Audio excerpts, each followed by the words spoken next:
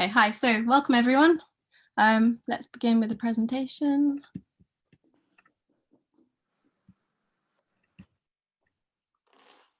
So the art of lost wax casting. This is a process that has existed for about 5,000 years as far as we know. This piece here was found in a place called the Cave of Treasure in South Israel in about 4,500. Well, it wasn't found, it's from around then.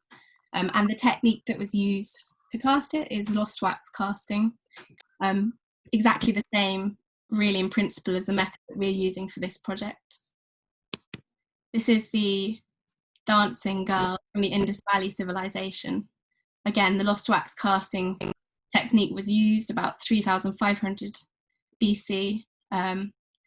And if you go to the same area of Asia today, then you'll see very similar style pieces still being made.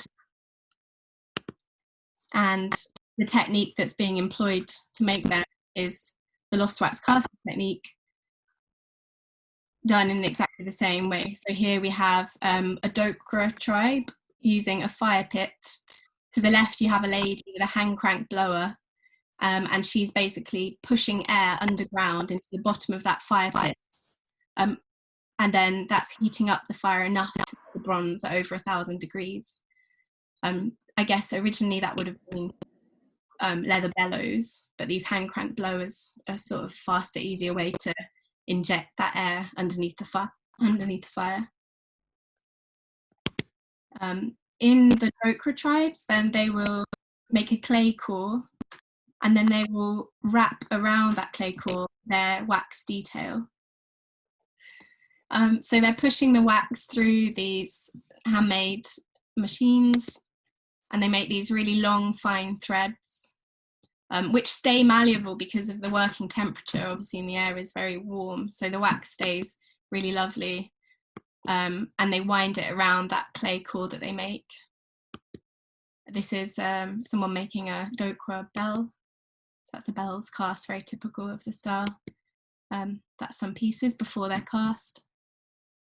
And then they will put those into a clay mould alongside the bronze. Then the whole thing is put into the fire. And then that means that the mould it means that the bronze melts and the whole mould is at the same temperature as that molten bronze. And then they will invert it so that the molten bronze flows into all that very fine detail. Instead of having to have, say, a separate kiln where you're preheating the moulds, the whole thing is done together. Here are some musicians from the Dokra tribes. Another place where it has been going for centuries and being passed down through families is Nepal. So here it is down to the caste system, and it's starting to change nowadays, but traditionally the Newari caste are the families who will cast the bronze, and here they're most often making icons for the monasteries and for their homes. This is Tejash Manchakya. He is going to be collaborating in this project. He lives in Patan, and he taught me everything I know about the Nepalese method. So here is Tejash making the wax recipe, which you've all got with you, that I posted out to you. So he's the one that taught me this: mustard oil, pine resin, and beeswax to make this very beautiful, malleable sculpting material. Slightly different to in India. In Nepal, there is a fine casting slip made from cow dung and fine river clay to get the very fine detail in the middle, before it's then coated in thicker clay mould made of rice husks in a sort of thicker clay found in the fields. Here are some moulds waiting to be cast.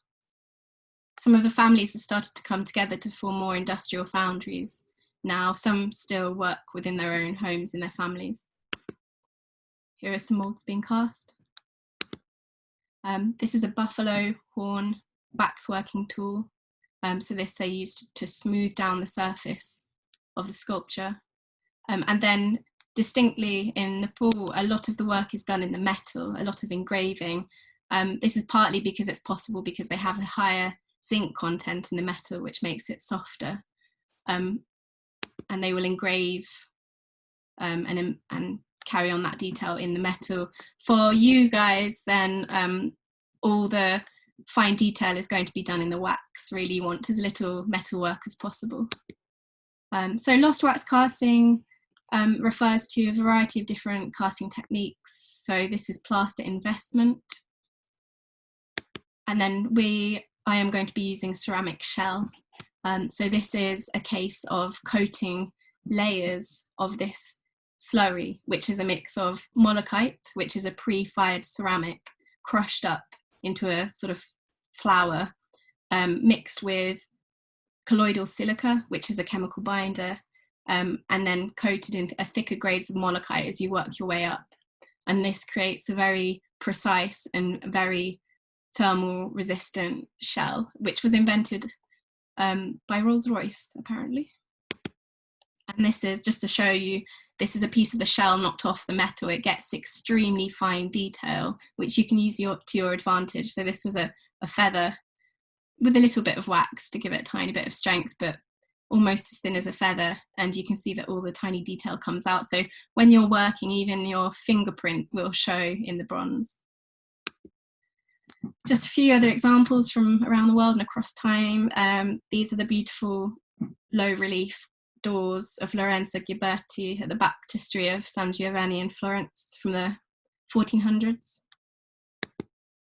This is Perseus with a head of Medusa by Benvenuto Cellini from the 1500s.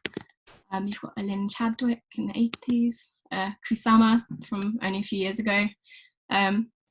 And lost wax casting refers to the very, very minute jewellery right up until huge scale sculptures. So this is a Damien Hurst from Palazzo Grassi in Venice a few years ago.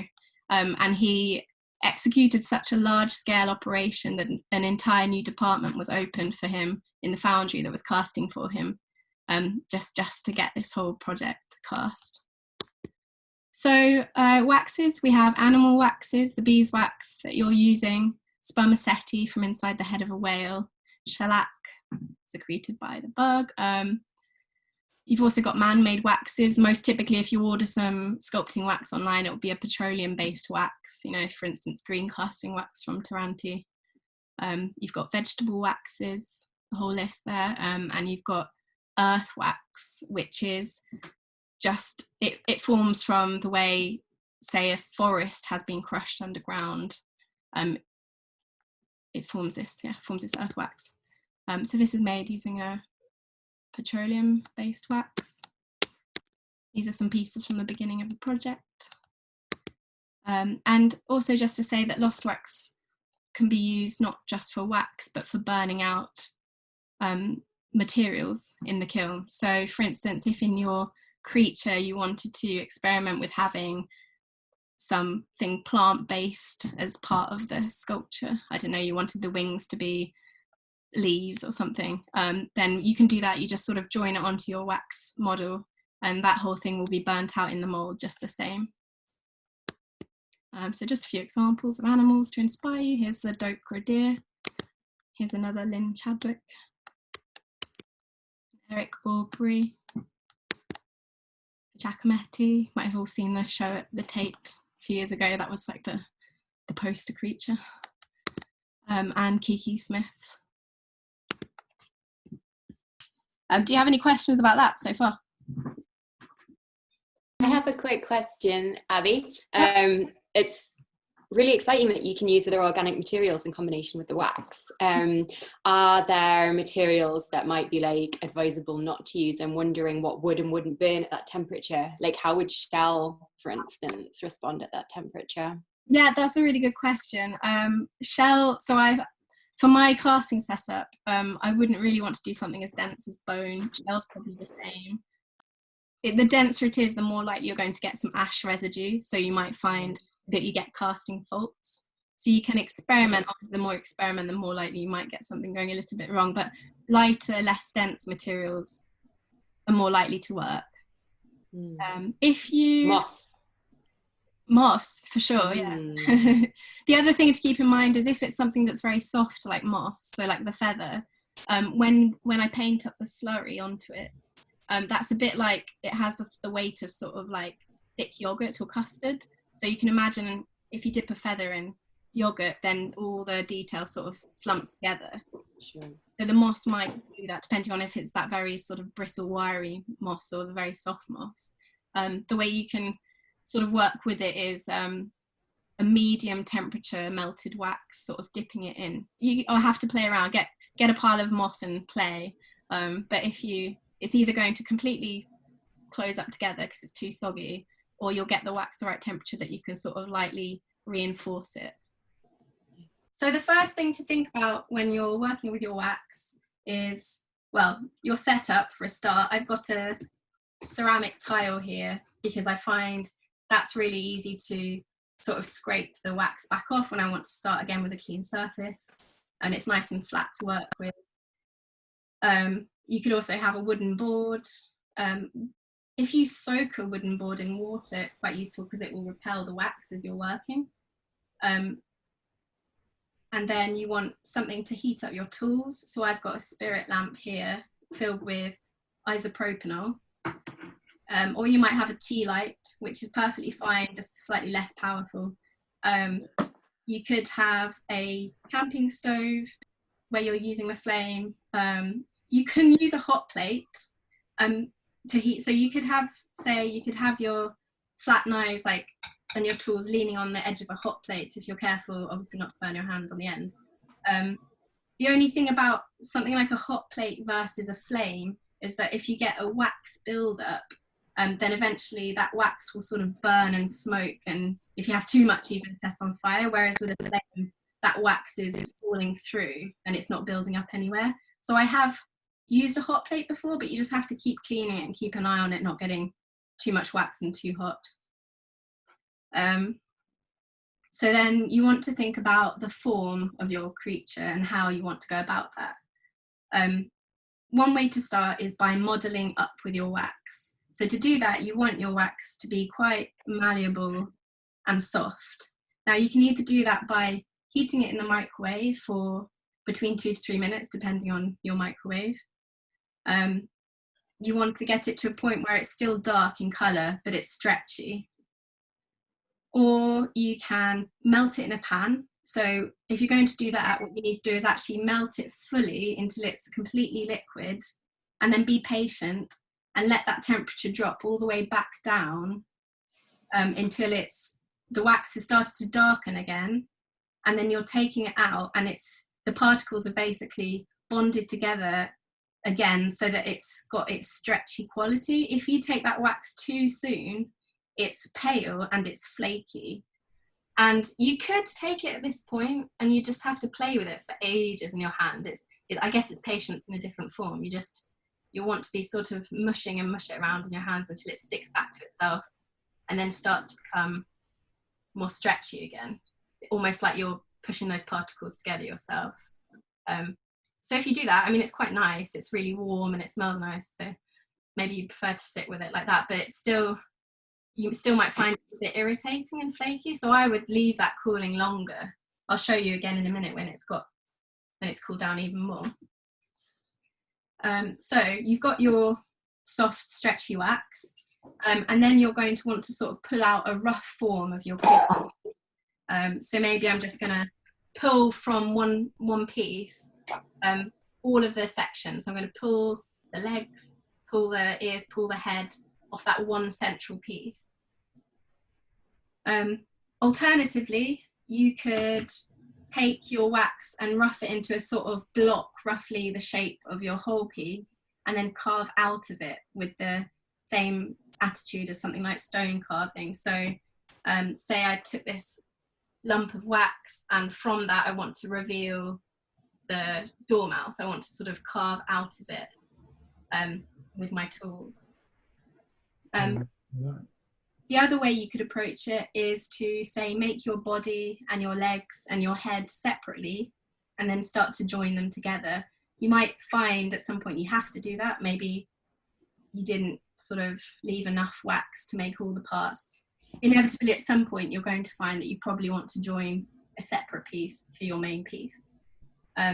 It's really, really important to make sure that join is extremely strong and solid. because when we go to coating your piece with the ceramic shell, it's taking that weight of the custard, of the yogurt, and any joints that you have that aren't really strong is just going to fall off, and then your whole sculpture could be lost. So for this, we're going to use a technique called welding. So you need to heat up the end of your tool. So you need to light your spirit lamp or your tea light. And you want something like a flat kitchen knife, which preferably isn't serrated. So like this, or something like that. Something that's flat with no detail. And I will show you, so for example, here's just a little pile of wax. And I want to join onto this third piece. And so what I'm going to do is I'm going to take my really hot knife and I'm going to place it in between the two pieces that I want to join together. And I'm going to melt both surfaces of those with both edges of the knife and just let them sit together. So I've slid the knife out, and it's kind of counterintuitive because you feel like you want to press like you would with glue to hold them together, but actually you don't want to put any pressure at all, because any pressure that you push will actually weaken the join. What you want is that the two surfaces that are molten, you want the wax to cool and become one. And if you do that properly, it will be as if that wax was never two pieces. It will be extremely, extremely strong. Obviously you're stronger than a piece of wax, so you could probably yank it off, but you want it to be so that you can really flick it and it's not going anywhere. Whether that's the antennae of your insect or the leg of your creature, you really want to trust that it's strong. So just to show you again that half of my dog's leg fell off. And use your common sense. So obviously if you have a big bit and a small bit, you want to place it in a way where you've got a free hand for the knife. So I'm going to put the dog down, hold the end of the leg with this hand so that I'm in a position where I can use the knife in between. Maybe you get a second pair of hands to help if you need it, if it's a really delicate operation. Don't burn each other. So you want to put the knife in between, I don't know if you can see, put the knife in between, and then you're melting those surfaces, and then you just try to let go as soon as possible, because otherwise you might wobble and weaken it. And then don't worry too much. Obviously, like if it's completely horrifically in the wrong place, you might want to pull it off, let it cool and start again. But if it's roughly in the right place, leave it, let it cool down, and then you can work with that. You know, you can add a bit more wax, you can blend it in. Okay, so say I've done that and I'm thinking, okay, it's roughly in the right place, but I don't really trust the weld that I've done, so I want to make this stronger. I want to reinforce this somehow. There's another technique called stitching. So if I go back to my endangered snowman, I'm going to take the end of my hot flat tool again, and I'm going to just create a sort of reinforcement stitch across the join. So I'm just going to sort of slice it in. It looks like a stitch, and that's creating like a pillar of molten wax between the two pieces that I put together. You can use, obviously you can get like a smaller, if you're doing a really delicate area, you don't have to use your big knife, you can use like a smaller tool. And you might want to do a few of those around the edge, turn it and do another one, but that's not hot enough. You'll feel if it's hot enough. You want it to slide in and melt it and slide out. Also, it's quite tempting to blow it, which you can, but if you blow too hard, you're going to blow the molten wax straight back out the hole that you've made. So again, patience if you can. Just try and let that cool, do something else for a minute. Don't turn it upside down straight away, otherwise it will fall out. So I might do the same with the dog. just really carefully. You don't want to go too deep because I'll go straight through his leg and then it will probably fall off. So just a little slice on that one. If you're still worried, you can do a sort of little cheat method, just an extra precaution, which is, I think I made this up, but it's I call it a bandage. And you take a little tiny bit of wax and you just push it around until it's really soft and bendy. Make a small, really thin piece that I'm going to use literally like a bandage and wrap it round. And I wouldn't want to trust this method on its own. I'd want to have possibly welded and stitched, and then I'm just adding this as an extra sort of idea. I'm going to take that really thin, stretchy bit of wax. I'm going to push it into that join and use it just to sort of hold those two pieces together. And then I'm going to take one of my small tools and just disguise what I've already done. You know, just work away at it until I can't see it anymore.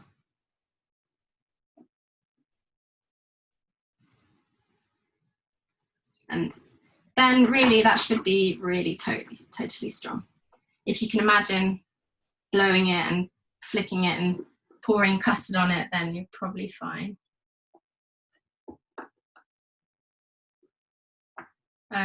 So once you've got your form, are there any questions so far about these things? No, not from me. No? Okay. That's fine. How long does it take to when you do these things to really properly cool, do you think? Is it just a few minutes or? Yeah, it's only a few minutes at the scale. I mean, it does depend on how warm your studio is, your room that you're working in, how soft your wax is in the first place. It's actually more successful with welding if your wax is quite cool. So you want to be working with warm wax to sort of rough out your shape. And then you want it to be cool when you're doing things like welding and adding in the detail. So once you've got your form, the next thing you want to think about is texture. This is super important when you're making something for bronze casting, because every bit of the texture translates, like I said, your fingerprint. So this is a really key thing as to what gives your sculpture its character and its identity. Because the other thing to think about is if you see all these pieces that I'm working on, they've all gone quite black in places, and that's because of the sort of sooty content from the flame. So I have a rag nearby that I use just to wipe them sometimes, just to get if it builds up too much. But also you can use that black to give them identity as you're going along. It's just quite nice for yourself. But you've got to remember that none of that colour translates into the bronze. So if you look at the face of the dog, I've given him his little black eyes and black stripe on his head, because that's quite typical of the African wild dog. However, that blackness is not going to show in the bronze. So if I want to distinguish between the black stripe and the pale head, I need to do that with texture. So what I've done is, apart from blackening it with the soot, I've actually gone in and sort of added a texture along that line so that the temples are smooth and the black line is rough, so that in the bronze, that texture is what will differentiate those two surfaces. And also when I patinate it, which I'll come on to later, that will it will hold some of the colour of the patination in the rough texture, and I can polish it a bit more off the smooth texture. So texture is really key. So a few techniques for that. If you want a really, really smooth texture, then you can use something called buttering. So I've got my stag beetle and I was messing around, so it's got this really like rough patchy bit, and I want it to be really shiny and glossy and catch the light. So I'm going to go back to my kitchen knife, my flat butter knife, and it's nice and hot from the flame, and I'm going to do something called buttering the surface. I'm just melting the surface of that wax with a knife. And you might want to be returning to the flame and heating it up in between. And a tip I was told a while back was that if you create facets on your surface, then it's actually going to give the impression of being more shiny than if that whole thing is one smooth contour.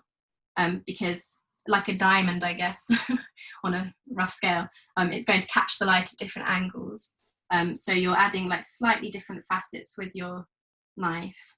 If you do want the whole thing to be one smooth contour, then you can actually sandpaper the surface. For this, you want it to be really cold. You could even put your wax into the freezer and then come back to it with some sandpaper. So I'd say something anywhere between 200, 300, up to 600. Maybe work your way up, but take small pieces of your sandpaper. Obviously this is really warm right now, but if it wasn't, just work on the surface. And the sandpaper does get clogged up fairly fast. So just keep ripping new bits and going along. And you can get it as smooth as marble. It's really satisfying. It's one of those techniques that sucks you in and it's never ending because you want to get smoother and smoother and smoother. So beware unless you want to go down that route. You can make it really nice and smooth with sandpaper. So on one hand, you've got really smooth and shiny. One more way to do that is actually just by flashing it through the flame. So this will dampen any detail that you have. So be careful, and also be careful not to burn your hand. But you can just move your whole sculpture in and out of the flame and melt the surface like that. Just be careful, just keep an eye on it. If you've got like a really small area that's come off like a leg, like a beetle leg, then you might find that it falls off if you get it too hot, so be careful. But you can get a really nice smooth surface by doing that. Okay, so on the other hand, if you want your piece to be matte, you can sort of dull the surface of the wax using something like a melted toothbrush. So I've literally just melted the end of the bristles in the flame to create this sort of gnarly texture, and for that I'm just going to gently tap the surface of the wax and it will dull it. It will mean it's dull and matte. So you can play with these contrasts within your own sculpture. Maybe you have, say you're doing a panda and you wanted the white and the black to have a different identity in the metal. You might have matte versus shiny. Another thing you can do, if I had this piece here and I just wanted to, and it's going hard and I wanted to get warmth into it and I wasn't patient enough to just use my hands, or maybe I'm really cold, then you just literally take your hairdryer and turn it on and use it, hold it at the same time as you're turning it around in your hands. And you'll find that it warms up really quickly, injecting some extra heat. And if you want to play with some really fine, you've got your shape, got your texture. Maybe you now want to go for something quite decorative. There's a few ways that you can go about this. Obviously, there's simply taking the different tools that you have and carving in fine detail onto your sculpture, making the markings, the hair, whatever. You could, if you're really invested, you could make yourself one of those wax threads machines that they have in India. So the principle of this is the same as when you're making hair for your Play-Doh set when you're younger. You're squeezing wax through tiny holes. So but the idea is that you've got a perforated surface and you can make those holes as small or as big as you want. And then you've got that sitting in the end of this, so that's sitting inside there. And then you've got your other half, so you've got two halves, and you put your soft wax into the hole in the top, and then you push the wax through using this other piece. You push it through in there, and the wax threads come out through those holes. So another way to get texture is to have some molten wax nearby and be playing with that. So maybe you've got, so this is a brush that I use for wax.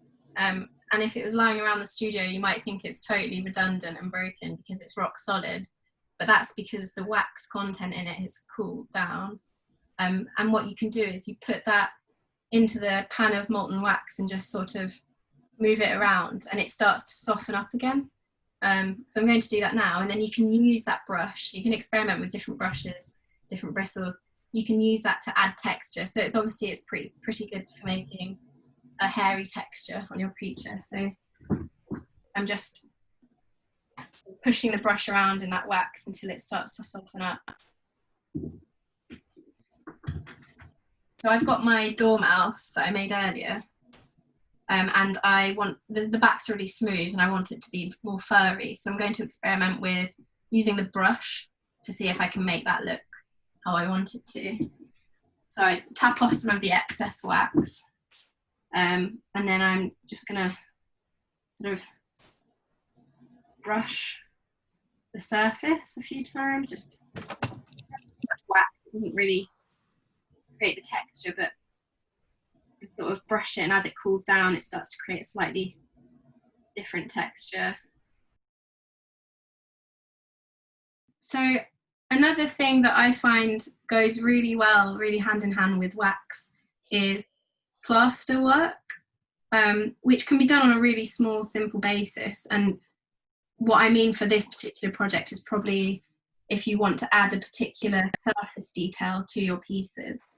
So I've soaked my plaster. I just cast this in a yogurt lid, a little tiny bit, very easy to do this in your kitchen. And then I'm going to use my rag just to get rid of the surface pooling. So it's still completely soaking wet, but it doesn't have a pool of water on the surface. And then what I've done is, so this is a fine casting plaster, and I've carved a really tiny sentence into the plaster, because I've decided that I want my stag beetle to be carrying this sentence around with him. It says, rotten wood please, leave the trees please, because stag beetles rely on the decaying wood. So I want him to have this little sentence on his back as a sort of plea to humans.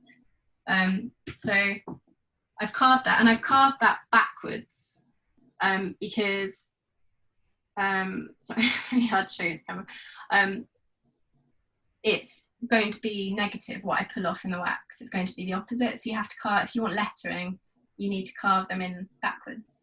And also the reason I've done this, it would be because I want the letters to be raised on his surface. So carve my sentence, and then I'm going to get my molten wax, and I'm just softening my brush in the wax again. And then I'm going to really carefully dab the melted wax into the letters. And the reason I'm dabbing it in is because I don't want any air bubbles in the lettering. So I'm doing a really fine, careful piece of wax, and you can make it so thin.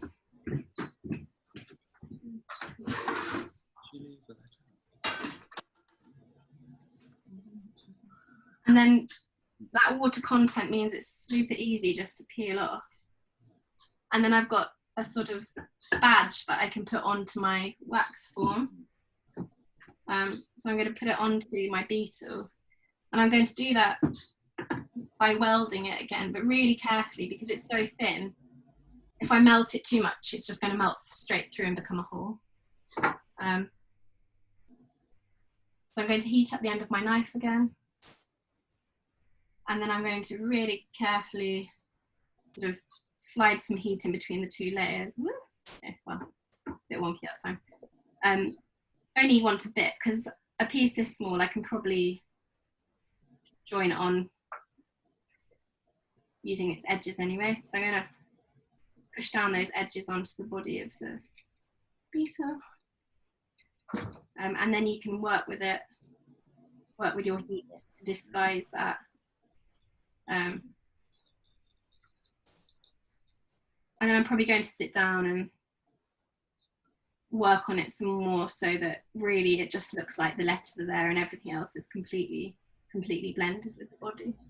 And you can use this plaster to do anything. Maybe you want like a floral pattern on the wings, maybe you want, you know, be inventive, but it's just another technique that you can use to create very fine details. I basically covered all of the basic techniques so far. There are obviously intricacies within that as to how you find yourself working, ways that suit you in your studio. But these are the main things that you need to keep in mind are creating your basic form, making sure that form is strong, thinking about texture, not relying on any colour in your wax, thinking purely about what that surface is going to look like in the bronze. So when your wax pieces arrive with me, I'm going to join them onto a wax cup, and this will create the stand from which I will then create the mould to then cast it in bronze. Somewhere on your sculpture there will be a small section where the bronze is going to pour in. I mean, it's my job to think about that, so you don't need to worry too much. But if you say the whole surface of your piece was really detailed or really furry, then there will be a patch where the bronze flows into your sculpture, which I'll have to then replace that detail by chasing it up in the metal.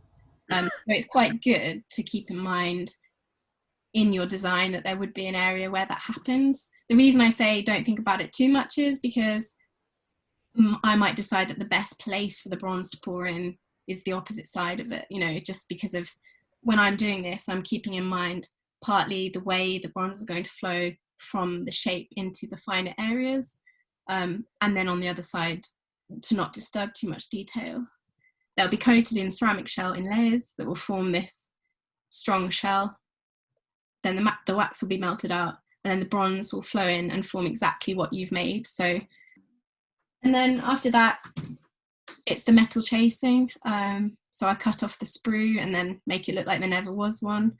And then I colour the metal. So this is patination. And patination is an entire art in itself, which people dedicate their whole lives to. Supposedly there's secret recipes around the world that people don't share. And this is about a combination of different heats and different chemicals.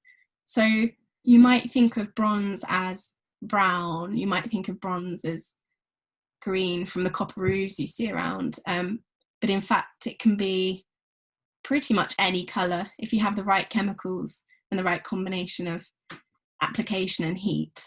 Bronze, when it's cast, is actually this is bronze mixed with gravel because I spilled some, but this is, so it's like quite a raw gold, yellowy gold colour, the bronze that I'm using.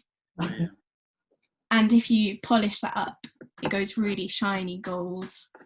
Don't think I have anything I can show you. But then, so from that point, I will apply heat and different chemicals to make it either very black or brown, or with some sort of green elements. And depending on what I use will depend on what colour it comes out. If you have a really specific idea of how you want your bronze to be when you send it to me, then please email me and open up a conversation about that, because I'm not necessarily going to have every chemical available to make every colour under the sun. But not to say it can't be blue if you don't want it to, so just email me. Any other questions? Can I ask a question? If it doesn't sell, does it just get melted very quickly after that then? Oh, no, that sounds so sad. Make sure they're all full. I mean, if it really wouldn't be sold, then there could be a conversation about selling it back to you if you're interested. You know, we can talk about that. I wouldn't put it back in the melting pot hastily.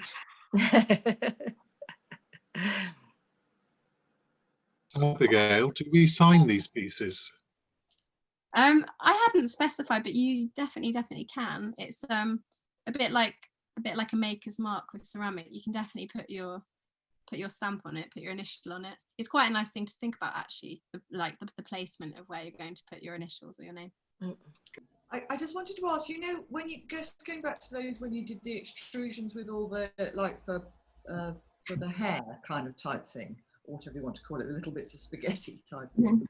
How do you attach those? Would you have to do those individually with the sort of like a knife welding sort of technique, or the hot knife thing? Is that Yes. That works, does it? It's strong enough. So if you wanted to wrap them around a wax body that you've already made, then yes, you'll basically be wanting to add the little welds along with you'd want to use the tip of a very small tool, obviously, otherwise you melt straight through the thread. So you would definitely want to do some welding, because otherwise it could just fall off with the mold. Yeah. Abigail, I want to do the Bornean orangutan, but I'm going to do the male orangutan. Does that make a difference in letting you know if it's one or the other, if it's dimorphic? For example, in your time schedule, if you knew you were doing a female Bornean orangutan, does that help you? Oh, thank you. Yeah, I had, so as the project's developed, it turns out that we've got about 12 pangolins and various other combinations of other creatures. So what I've let happen is I've let the project evolve in a way where the number of creatures is also a reflection of what people are thinking about. So it's not so didactic to Noah's Ark anymore, so that it's not going to be a pair of every animal. I just thought it was a really nice development to see what creatures are arising through what people are thinking about. So I don't actually think I'm going to literally make the second pair of every animal. I'm making a female orangutan. Perfect. Yay! So I'll make the female one, don't worry. Abby, have you made a male dog or a female dog? I don't think I specified yet. Oh God, can I have yours if mine comes out rubbish, please? Can I ask you about the wax? I found the wax quite brittle, and so I had a few practices with it, which meant I've cooked it a few times, and it's probably not all the better for that. If a bit of clay has got into that, because I was propping up my model with some clay, does it matter? Does the wax have to stay very clean? No, it doesn't have to stay really clean, because basically it will be melted inside the mold and come out. If you had, it might be, I don't know, if you had it's hard to describe, but if you had a piece of material contaminating it in an area where it wasn't going to be able to melt back out, because it got, if you had like a shard of ceramic in the ear and it was bigger than the channel it can melt back out of, it might find that does cause a problem in the bronze. It wouldn't cause a problem, it might cause a small casting fault, but to be honest, I think the different sort of casting faults you get can add character, or they can be fixed up in the bronze.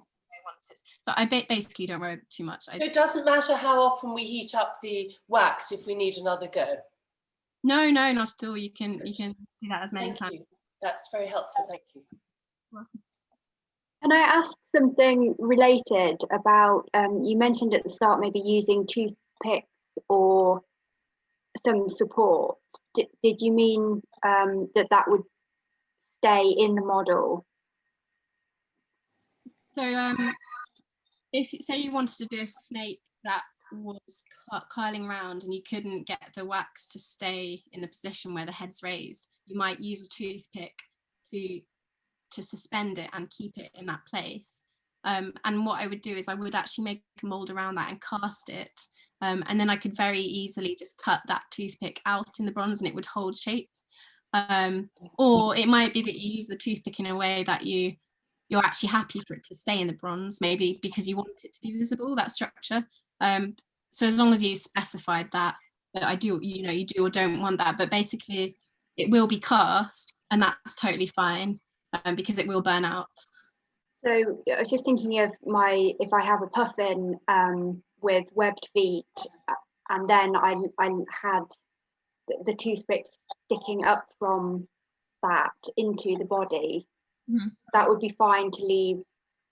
The toothpicks may not be visible from the outside, but they would be surrounded by wax, and that would be fine. Yeah, They would just burn through. Yeah, and you'd never. Yeah, thank you. One last question. We've chosen our animals, but having not worked with the material before, is it okay to change your mind of what animal and just let you know? Is that what we do? Definitely, absolutely. Yeah, that's fine. Just wanted to make sure. Are we allowed to ask how the people who are actually doing it are getting on or feeling? Or yeah, if anyone here, does anyone here want to share what they've been doing? My Galapagos penguin that I'm playing with, I've just made it like, it's just a little chubby guy at the moment, and then I'll just carve down into it. It's got little wings that will go onto it. Oh, nice. That looks great. Yeah, I'm doing it from memory at the moment. I really can't remember what a penguin looks like, so I should probably look at a picture at some point. Also, as somebody who doesn't have a microwave, so I need to have a pan that I am happy never to see again, to use my porridge, to make porridge in it again. This is a disposable pan I'm going to need now. Well, I mean, you probably won't want to use it back in the kitchen, but I would say that this natural wax isn't too poisonous, and that if you heat up your pan and then wipe it out with a cloth, then you can actually get rid of all the wax. You could use, I would use mine again in the kitchen if I didn't use it so often and it hasn't gone so black. But if you're just using it this one-off time, then you'll be able to clean it easily and use it again. Okay, good. How much how much time do you have when you've heated up your wax and it's cooled down and it's like in that malleable state? How much time do you have to like work with it before it's like that? It depends. It depends how warm your hands are and how warm your studio is, where your working is, because air temperature actually does make a massive difference. Yeah, that's a really hard one to put a number on. It cools fairly quickly. As an average working in England in a averagely warm studio, then I'd say it cools fairly quickly. That's why having a hairdryer on standby is really useful. Okay. So then you I mean, if you've melted it in the pan and it's really, really warm, it will last you quite a while. I mean, sorry, that's so vague. I don't know. That's fine. Okay. Yeah, I'll see. In like 45 minutes, mine's gone from basically liquid to almost solid. So okay, there's like some sort of guide for you.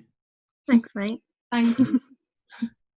Yeah, can you hear me? I don't know actually. Yes, yeah. Oh, you can, because I've got these headphones on. I'm working with mine right now in a sort of Tupperware box, which I melted it in to keep it warm. And I'm kind of using it as if it's clay, because it kind of gets really flaky as it cools from a liquid. But it's remained really malleable, and I'm just sort of kneading it almost like this. And it's created a really sort of smooth, yeah, kind of like, it feels like clay now, but it's still warm. I'm working in my kitchen. Yeah, I've been playing with it since we've been, you know, talking. So I think it remains quite malleable if you're sort of, yeah, kind of room temperature in your flat. And it's really, really soft now and easy to sort of move and like just, you know, yeah, just feels quite sticky and easy to shape. If you've kept it moving with your hands, that heat from your body heat's going to keep transferring into it. Yeah. Thank you so much. That was really fascinating. Thank you. Yeah. Thanks very much. Thanks very much. Bye. Thank Thank you. That was really good. Yeah, that was very good. Thank you very much. Thank you, Thank you. Thank you, Abby. Thank you. Bye. Happy Christmas. Bye. Yeah, and Merry Christmas. Merry Christmas. Yeah. See you again. And Thanks so much. Take care. Bye.